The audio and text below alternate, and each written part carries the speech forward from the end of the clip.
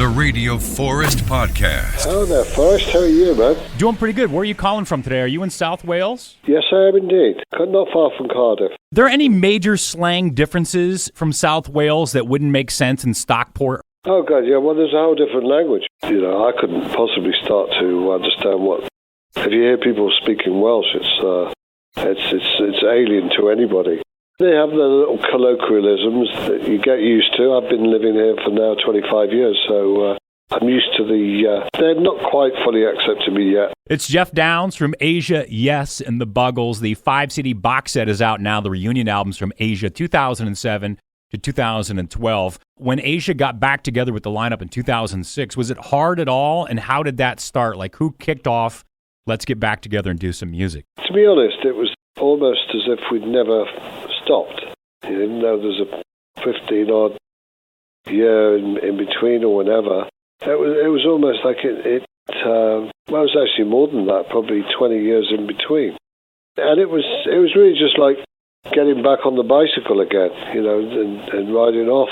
It was very natural. I think that a lot of people thought maybe there would be fractious moments, but we sat in a room first and we said, is everybody okay with this? Does everybody want to go ahead with this? And it was a case of, yep, I'm in.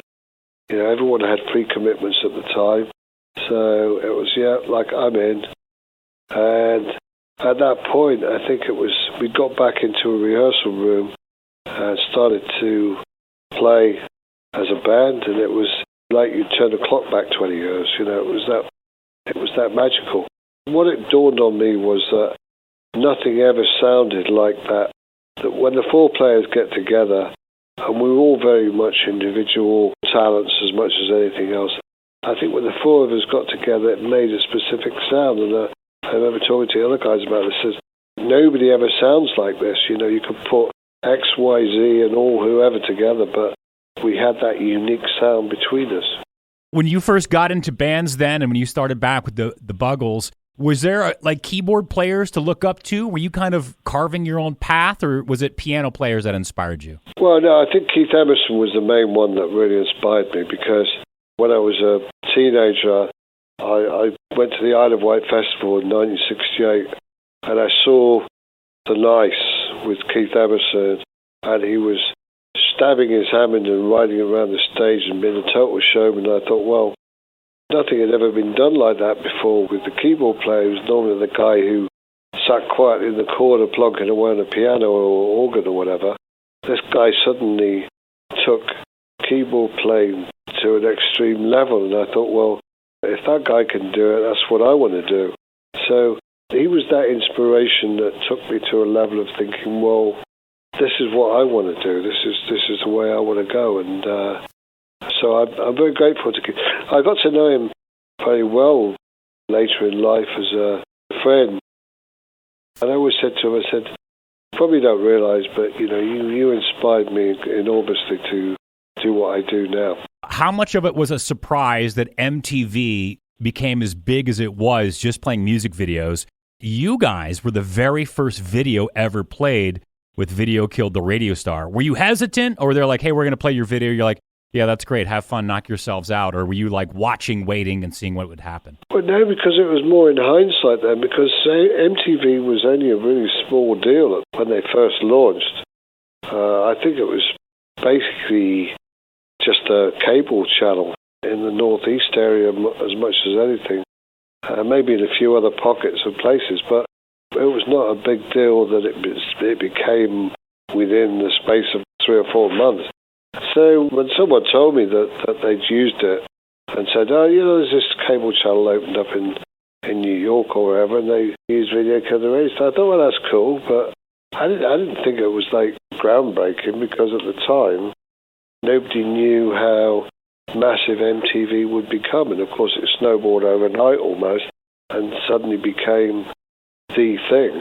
I didn't attach that much significance to it, to be honest. What about working on the Rock Aid Armenia? That's such a cool project, but more specifically, there's a really good video of you and Alex Lifeson from Rush playing Smoke on the Water. It just seems like musically, you guys are like really locked in.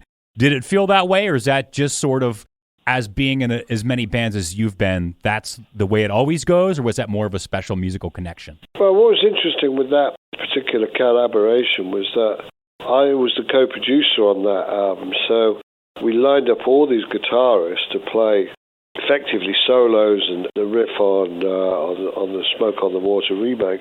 Of course, we had like the top guitarists in the world, talking about Dave Gilmour from Floyd, Richie Blackmore, of course, who did the original. Brian May, Tony Iommi. Brian May, Tony Iommi. So all these guys were incredible. And, I'd not worked with too many of these guys before, or if any. Certainly, when I saw Tony Iommi playing, I was completely blown away. He later became a friend, and we went to Armenia together, so that was cool. But I had no knowledge. I'd seen Rush before, I think in Montreal, when we were recording an album there, and I went to see them. But I didn't realize how great as guitarist Alex Lifeson was until he came in and he started playing on this track, and I thought, wow, this guy's really good. When people name guitarists who've influenced them, he's not a guy that would normally come up in the top 10, of guitarists. People have mentioned Hendrix or Eddie Van Halen or Steve Vai, Brian May, whoever. And you wouldn't normally get Alex Lifeson to come up in that discussion. But to me, he was the all-encompassing, brilliant guitarist that I'd give him due credit for. And it was great to have that little banter with him. I think I was going out to a dinner somewhere, so I was dressed in a dinner suit, and it was like, I just said, we hopped off in there, we just did a bit of dual banjos together, which was great. The Clamshell box set, the reunion albums, 2007 to 2012 from Asia. It's Geoff Downes, also in Yes, and the Buggles. It also has the 2-CD live recording live in Tokyo. Geoff, hey, thank you for taking the time and chatting with us today. Oh, no problem, man. Nice to talk to you.